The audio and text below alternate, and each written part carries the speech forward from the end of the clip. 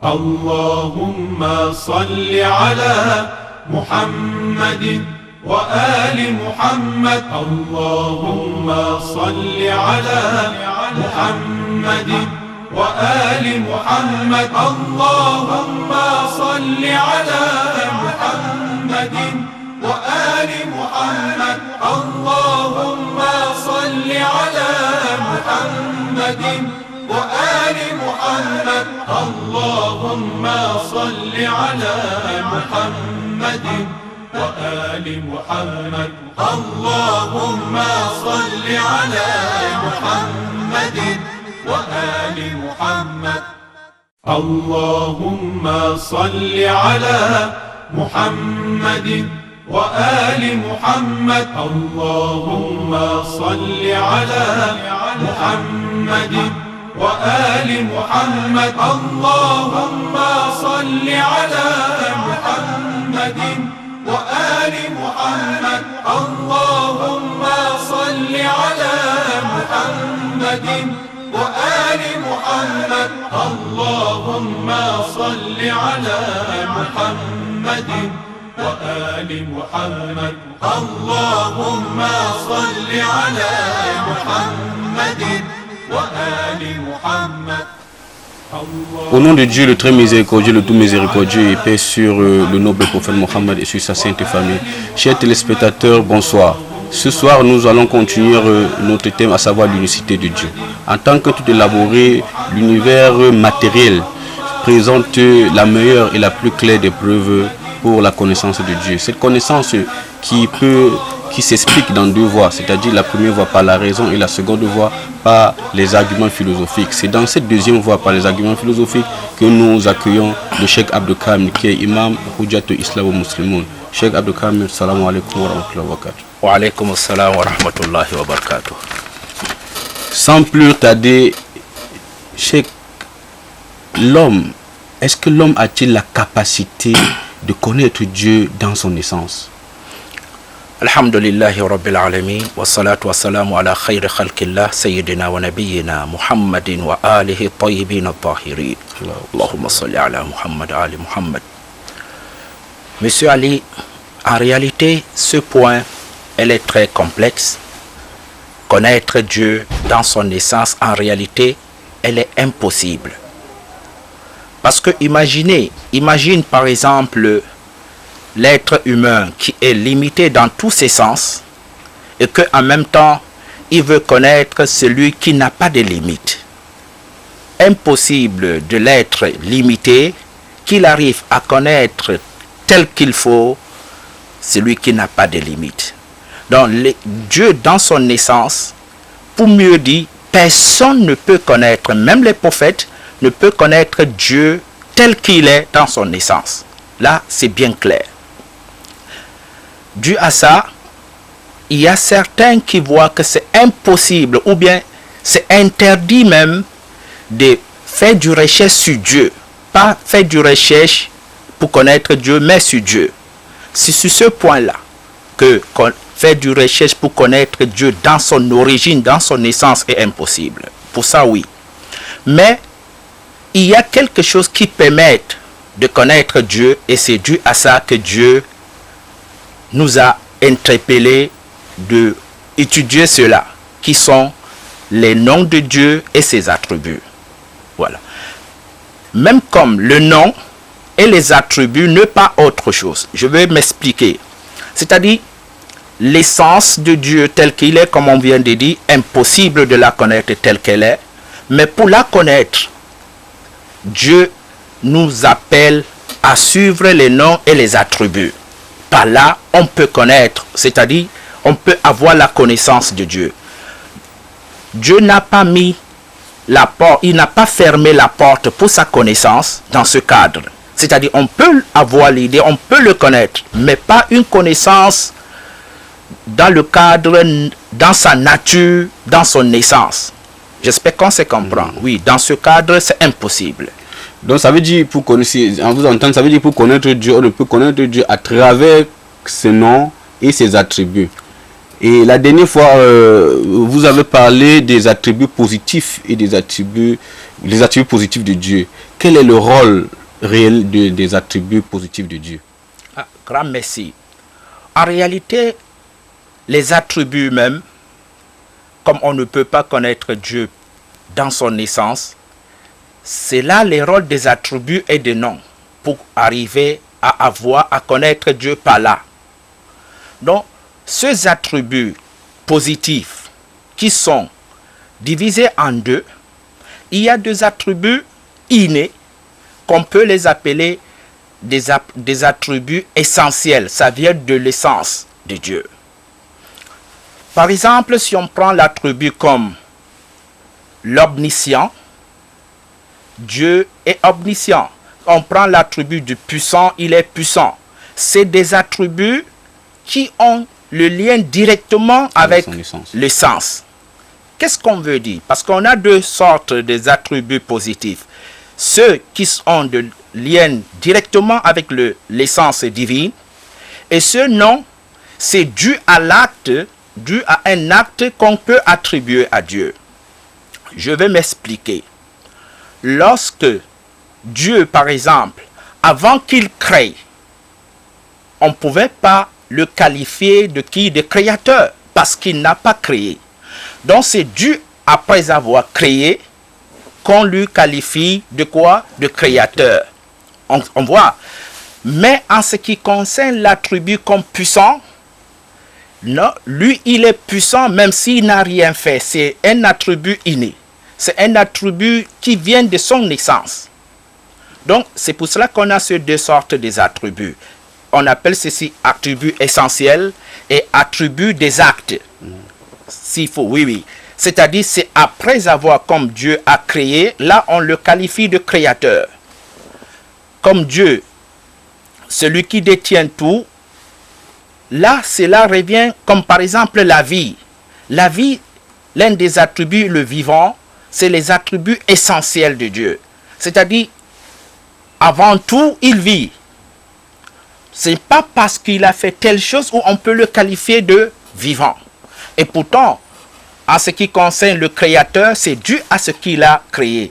Donc on voit la différence entre même les attributs positifs, qu'il y a celle qui est d'essence même de Dieu et ceux qui sont de l'acte de Dieu.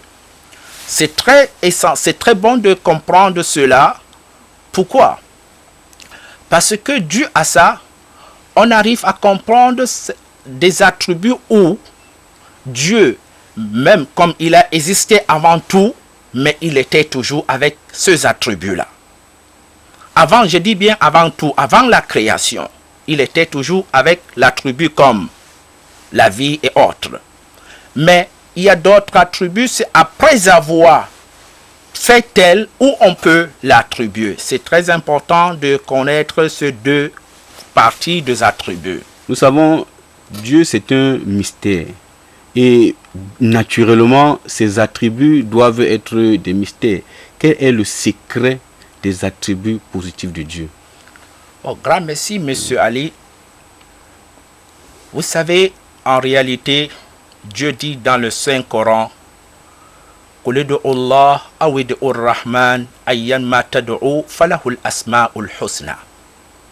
dit interpeller le miséricordieux Dieu, ou bien vous utilisez le nom de l'attribut le miséricordieux, n'importe quel de deux où vous allez interpeller, c'est Allah et qui a le bon nom. Lorsqu'il dit Allah et il a des bons noms, ce n'est pas dans le cadre du mot du nom, c'est-à-dire ce mot que nous appelons le miséricordieux, ce n'est pas ce mot-là linguistiquement, quand Dieu dit Lahul Asma'ul Husna. Non, Dieu veut nous dire que c'est quelque chose de réel, une réalité. Derrière, c'est-à-dire, derrière ce que nous avons du sens linguistique, il faut aller au-delà du mot. Lorsque Dieu nous demande de l'interpeller par ses attributs, ou de l'invoquer par ses attributs, en tenant compte que ce n'est pas qu'on est sur les limites du mot. Parce que si c'est rien que des limites du mot, là, ce n'est pas Dieu et ce n'est pas les attributs. Le mot, c'est le mot, elle n'a aucun effet. Mais là où il y a l'effet, c'est d'aller au-delà du mot. Lorsque tu dis par exemple Ar-Rahman, que dans ton esprit, tu sais que Ar-Rahman, c'est une réalité, une créature bien faite. Donc avec ce genre d'esprit, quand on interpelle Dieu ou on l'invoque, c'est là où il y a l'effet. Mais si c'est rien que dans le monde du mot, là on se limite dans le monde du mot et Dieu est loin de là. Donc si on veut profiter de ces attributs, car les attributs, pour mieux dire, quand on voit le monde et l'univers, c'est dû à toutes ces créatures. On se comprend. Oui. Donc, c'est dû à tous ces attributs et des noms. Mais maintenant, le mystère qu'il y a, on peut profiter de tous ces attributs et des noms pour faire beaucoup de choses, pour profiter de la vie, ce que Dieu nous a donné. Ça veut dire que le monde est fait des attributs de Dieu. Voilà. C'est par ces noms et ces attributs où le monde existe. On se comprend. Donc, tous les phénomènes qu'on peut voir, c'est dû à ça. Maintenant, l'homme aussi peut utiliser, peut profiter de ce nom et de ces attributs. Mais comment? Lorsqu'il part au-delà du mot. C'est-à-dire au-delà du centre linguistique du mot, il part jusqu'à comprendre que c'est une réalité évidente lorsqu'il dit, par exemple, Ar-Rahman ou Ar-Rahim, Ar-Razak. Ce n'est pas le fait que tu as prononcé le mot, mais c'est une réalité vivante. C'est là alors, lorsqu'on utilise, on a ce genre d'esprit que tu vois maintenant les attributs de nom et des attributs de Dieu se manifestent sur l'homme lui-même. Et quand elle se manifeste sur l'homme, c'est dans ce moment où on parle maintenant, l'homme quitte du côté naturel, s'il faut dire, quand on définit l'homme, on dit l'animal qui réfléchit ou qui raisonne. Donc, il quitte d'un homme ordinaire à un homme divin. On se comprend. C'est-à-dire le fait qu'il a mis les attributs en pratique et se manifeste sur lui, il devient un homme divin. Oui. C'est ça l'un des grands prophètes qu'il y a, le secret qu'il y a dans les noms et des attributs divins.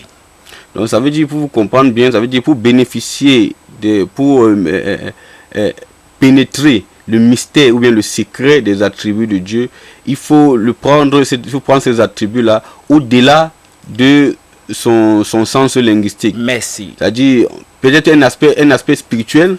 Oui, il faut aller très loin dans ce cadre spirituel, de ne pas se limiter sur les mots. Il faut aller dans ce cadre métaphysique du mot. Merci. Si on entre dans ce cadre métaphysique du mot, c'est là où on profite les noms de Dieu et ses attributs, et ça se manifeste sur nous et sur le monde entier. Est-ce que à travers les attributs de Dieu, est-ce qu'on peut invoquer Dieu à travers les attributs de Dieu pour avoir, par exemple, la santé, pour résoudre, par exemple, les problèmes que les hommes font face quotidiennement? Est-ce que l'homme, le croyant, peut utiliser ces noms divins pour appeler le secours de Dieu? Très bien, c'est l'un des rôles des attributs. Que tu passes par ces attributs pour que Allah vienne à ton secours. Surtout quand est-ce, je mets beaucoup d'accent sur ça, quand est-ce, lorsque tu débordes cette barrière linguistique, tu ailles au-delà du mot, c'est là alors où tu invoques la réalité des attributs positifs et des noms de Allah le Tout-Puissant. Mais si tu te limites que sur les mots, oui, tu resteras que sur le mot, et là, ce n'est pas Allah que tu es en train d'évoquer, tu es rien que sur le mot. C'est-à-dire sur le mot ou bien sur l'aspect matériel. Il faut se quitter de l'aspect matériel. Voilà, monsieur Ali, je te donne un exemple. Regarde par exemple ce mystère coranique. Le Coran, c'est la langue arabe, c'est écrit par la langue arabe, comme toutes les langues.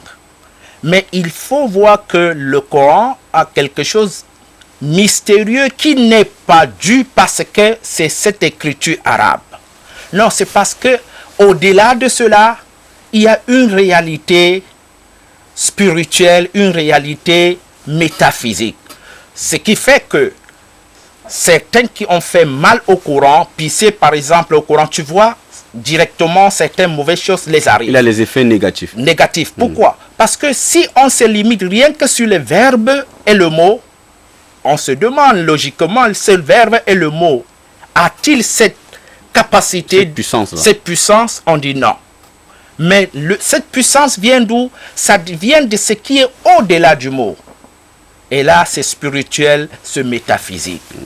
Ça veut dire qu'il y a une puissance, il y a une puissance divine qui se manifeste par le Coran, notamment dans le Coran, notamment revenons avec le Saint-Coran.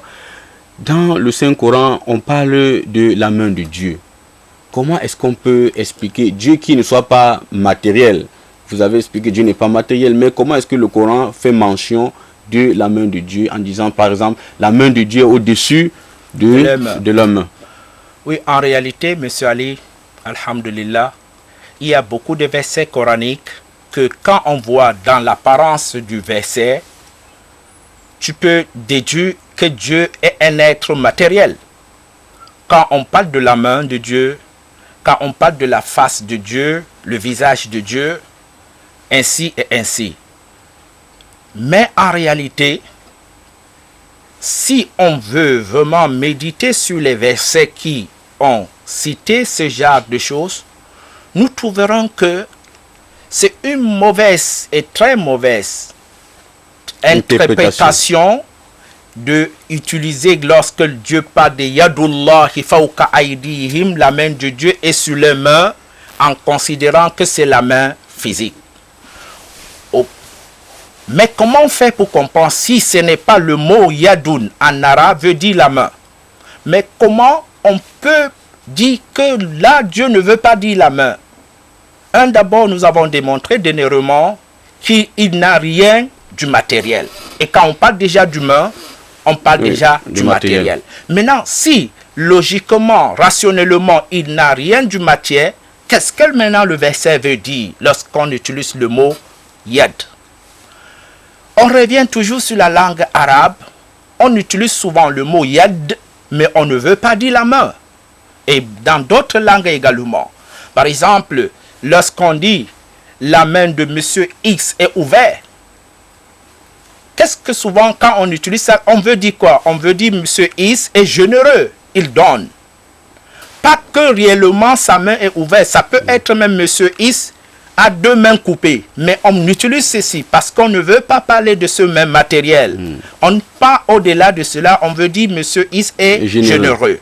Donc, dans le Coran, il y a ce genre d'expression que Dieu a fait dans le Coran. Lorsqu'il parle de la main de Dieu, là, il parle de cette puissance. J'espère qu'on se comprend. Et ainsi et ainsi. Donc, il faut tout ce que l'homme doit faire lorsqu'il lit ce genre de versets, il revient sur la réalité parce qu'il y a ce qu'on appelle karina. Il y a ce qu'il amène à comprendre que ce n'est pas réellement la main. Dans toujours le verset. Et c'est pour cela qu'on dit, pour mieux comprendre le verset, le Coran dans son ensemble, il faut passer par des égets coraniques. Ceux-là où ils sont domptés du savoir où le prophète a qualifié que c'est eux qui ont la capacité d'expliquer le Coran. Parce que si le Coran est à la portée de tout le monde et tout le monde expliquera à sa manière, le résultat sera un chaos. Excusez-moi de le dire, ce que nous sommes en train de vivre souvent quand on parle de, ce n'est pas notre sujet, mais ça a le lien, quand on parle des islamistes ou bien quand on parle de terrorisme et que certains de ceux-là te lisent certains versets coraniques pour tel acte, c'est dû à ce que n'importe qui veut interpréter le Coran à sa manière. Mais si on revient sur ceux où le prophète a démontré que c'est eux qui comprennent mieux le Coran et qui interprètent bien le Coran, là on n'aura pas ce problème. Donc, en dehors de ce sujet, en dehors de ce qui concerne tous les versets qui parlent des membres du corps comme Dieu a un corps, il faut bien comprendre qu'il y a encore d'autres versets que on a souvent, les gens expliquent ça pas dans l'essence réelle. Et pourtant, on dit le Coran s'explique. Ça veut dire il n'y a pas la contradiction. Lorsque ici on a utilisé la main, et que de l'autre côté, on a parlé de puissance, c'est là où tu vas comprendre que la main qu'on parlait, ça parle de puissance. Surtout en arabe, on utilise le mot main et on veut dire puissant. Là, dans les poésies arabes, nous avons trouvé ça beaucoup. Donc, on comprend que Dieu ne veut pas dire la main car c'est impossible qu'il soit matériel. Il veut dire sa puissance. Oui. Et c'est comme ça qu'on fait avec tous les versets qui mentionnent ce qui est du matériel. Ce qu'on appelle ta'wil. Donc, quand il y a ce qui est de matériel, on ramène à ce base qui est de exclure Dieu à tout ce qui est matériel. Chers frères et sœurs en Dieu, vous avez suivi très bien le cheikh imam Abdul Kamil dans sa démonstration. Et nous retenons que le Coran étant un livre, étant le livre de Dieu qui a plein de mystères, le sens où Dieu parle de la main de Dieu au-dessus de la main de croyants. Et le cheikh Abdul Kamil nous fait comprendre que dans ce verset, Dieu ne parle pas de la main matérielle, car Dieu est loin du matériel. Ici, Dieu nous parle de sa puissance.